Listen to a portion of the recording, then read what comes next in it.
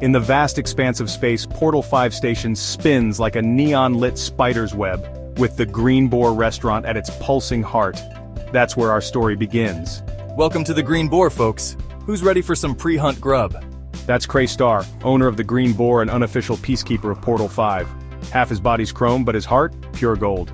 Cray, my friend, consider my offer to spice up this year's hunt. Quark, last time I took one of your offers, I nearly lost my other arm to a Cardassian vole breeder. I'm no coward. I will prove my worth in the hunt. Ha! You couldn't catch a tribble with a tractor beam. Gentlemen, save that energy for the hunt. Here, we leave our weapons at the door, along with our colorful insults. Mr. Starr, a word. Enter Commander T'Pral. Vulcan logic and Starfleet regulations wrapped in a uniform tighter than a photon torpedo casing. Your hunt poses significant risks to station security and interspecies relations. Commander, this hunt's been bringing folks together for 5 years. It's tradition.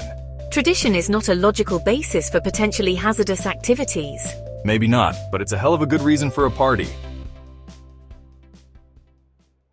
Folks, you won't believe the sight that greeted our hunters as they beamed down.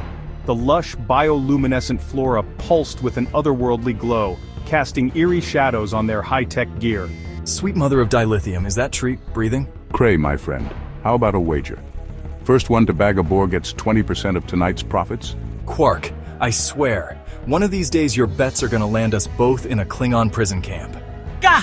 These Earth weapons are useless. Where is the honor in this? Kids, sometimes honor is found in adaptability. Try thinking like the boar, not like a warrior. Everyone, group up, forget the hunt, we need to— Look, a green boar. And wouldn't you know it, in the chaos of the crystal eruption, our young Klingon friend had spotted his prey.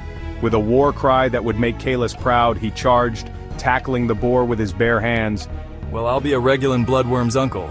I knew it. I bet on the kid. Now, about those winnings. Winnings? You rigged this hunt. Now hold on just a Ferengi minute. And just like that, what should have been a moment of celebration turned into the spark that would ignite a powder keg of interspecies tension. Oh boy, Cray's gonna need more than a sonic screwdriver to fix this mess. Folks, if you thought the hunt was wild, you ain't seen nothing yet. Back at the Green Boar, things were hotter than a plasma conduit during a warp core breach. Hey, you call that a fair hunt? That Klingon whelp had inside information? All bets were placed in accordance with Ferengi Rule of Acquisition number 62. The riskier the road, the greater the profit. Quark, I swear by the rings of Saturn, if you've been running an illegal betting ring. Mr. Starr, I warned you about this. I have no choice but to shut down this establishment. But reason had left the building faster than a tribble spotting a Klingon. Before you could say, beam me up, fists, tentacles, and various alien appendages were flying. Everyone stand down. This isn't what the hunt is about. This is for cheating me out of my winnings, you Ferengi Patak. I object to that on both factual and xenophobic grounds. No, my family hollow.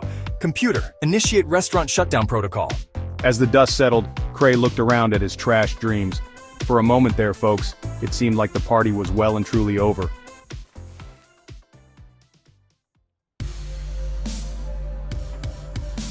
Well, folks, it looked like last call at the Green Boar. But in this cyberpunk circus, the show ain't over till the fat Horta sings. Cray Starr, I bring you this, my hunt prize for honor. And just like that, a spark lit up in Cray's cybernetic eye, the kind that says, I've got a crazy idea that just might work. Computer, emergency power to replicators. Let's cook up a peace offering. The air filled with aromas that could make a Nausicaan cry. One by one, the brawlers stopped to marvel at the spread Cray was conjuring up. Fascinating. You've incorporated elements from 17 distinct cultures into this meal. As the patrons began to feast, something miraculous happened. The kind of miracle that only shared food can bring about. You know, Commander, this is what the hunt's really about. Bringing folks together, learning from each other. Perhaps I was hasty in my judgment, Mr. Starr. Your methods, while unorthodox, appear effective. And as the next morning dawned, Cray and his diverse crew, including our young Klingon friend, were already planning the next hunt. After all, in this corner of the galaxy, peace is just another word for good eats.